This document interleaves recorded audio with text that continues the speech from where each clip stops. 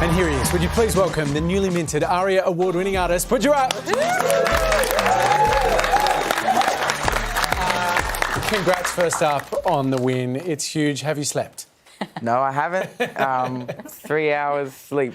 3 hours sleep, that's what I'm on right now. And a lot of coffee? And coffee, a lot of coffee, yeah. How was the night? I mean, to win must have meant a huge amount.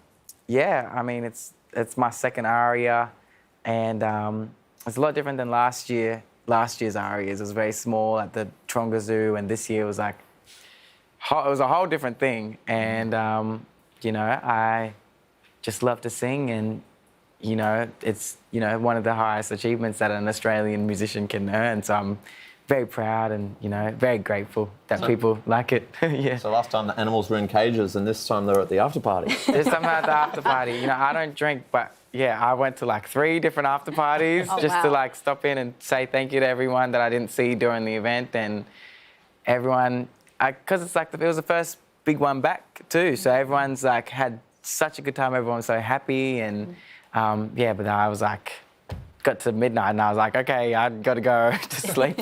Got to sleep, yeah. So such a huge night, you know, everyone's back. It's wonderful to be back at the ARIAs, but it was also an incredible night for Indigenous artists and acts. What's it like being among those celebrations with these incredible influences and inspirations for music now? Yeah, I mean, it was one of the, like, it's really incredible night for Aboriginal people. Yeah.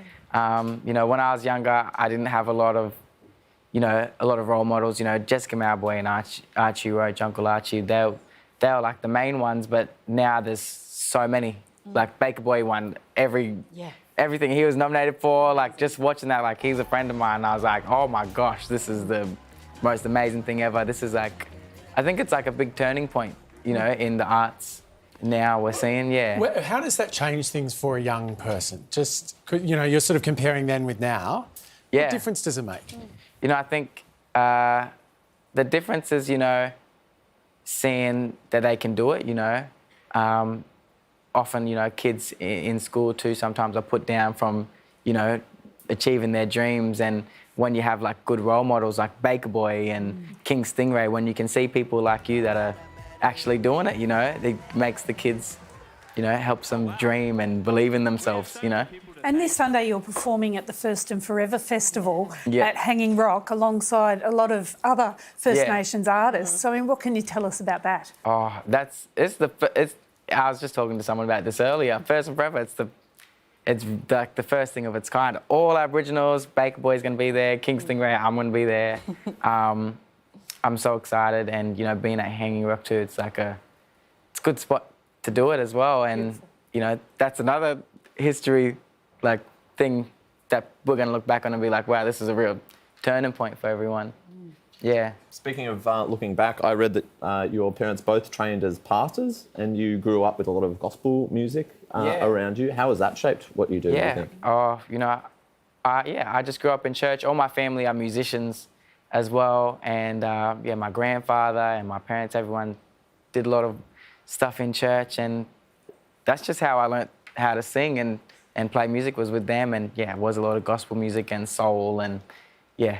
Now you got the best soul album. Yeah. Yeah, best R&B soul album. It's pretty crazy. Yeah. It's been a busy week for you, hasn't it? Like, you just got GQ's Breakthrough Musician of the Year. What are you doing with all your awards? Where do you keep them? I don't know. I got to start like a pile in the corner now. I don't know. Pile. You should carry them around with you. I should. It's like, oh, here's one. I was like, the GQ one, it's like a big GQ, and I was like, you can hold your hand in the middle like it's like a little bag. Yes. Briefcase. Yes. Yeah, a little briefcase, yeah. Holding's better because, like, ARIAs, they wouldn't tessellate, not to get too... Oh, the ARIAs are probably a bit... Actually, probably tricky. should just put that in the corner somewhere. Toilet roll on it. Toilet rolls, that's a good one, yeah.